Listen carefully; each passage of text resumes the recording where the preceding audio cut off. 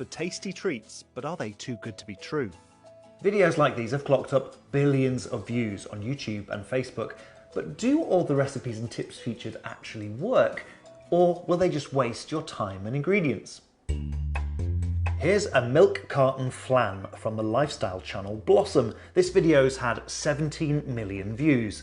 You put the ingredients in the carton, microwave it, cool it, and out pops a perfect carton flan. Now I followed this video step by step. I've used the exact same quantities, put the eggs and the marshmallows in with the milk and shook it up to see if I'd get a flan.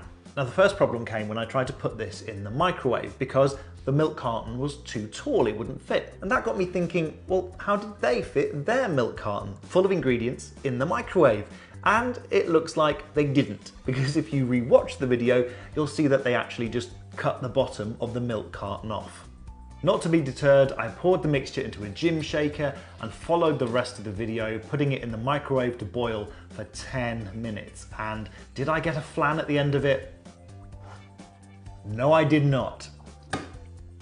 Well, just scrambled eggs, really. Next up, Gummy Bear Hacks, easy DIY dessert recipes from So Yummy, 3.2 million views. In this video, melting gummy bears turns them into jelly, which you can use to create desserts.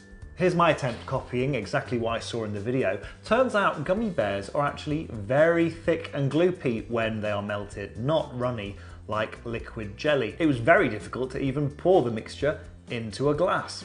And here is the finished dessert. I didn't put any cream on, I hope you can forgive me, but will my spoon go into the jelly just as effortlessly as in the So Yummy video? Well, no it will not, because as you might expect, this gummy mixture at the bottom of the glass is rock solid. Let's have one more. This is from 5 Minute Crafts. If you've run out of popcorn, why not just shove an ear of corn in the microwave and it will turn into popcorn? Now I'm sure I don't need to tell you that if you put an ear of fresh corn into the microwave, it won't come out as popcorn, it will just be hot corn. But I was willing to be proved wrong, so I tried it out in the name of science. When it comes out, it is warmer than before.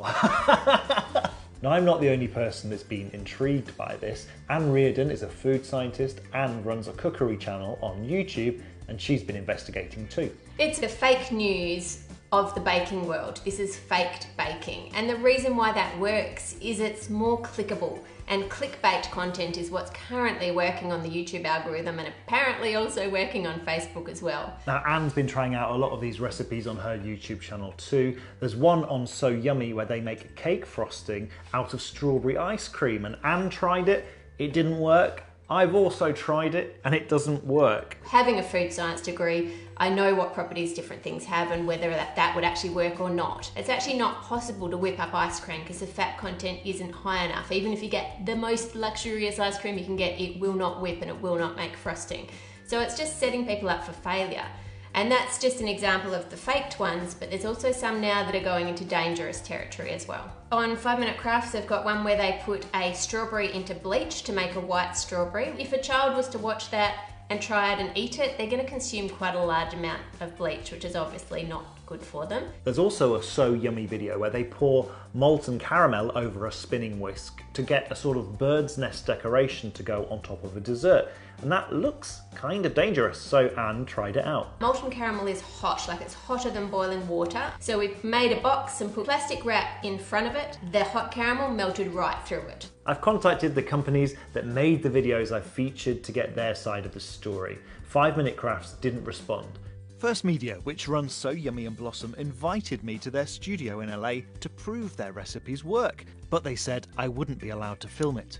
The company insists it only features recipes that do work, so I can only assume they don't show all the steps or use different amounts of ingredients.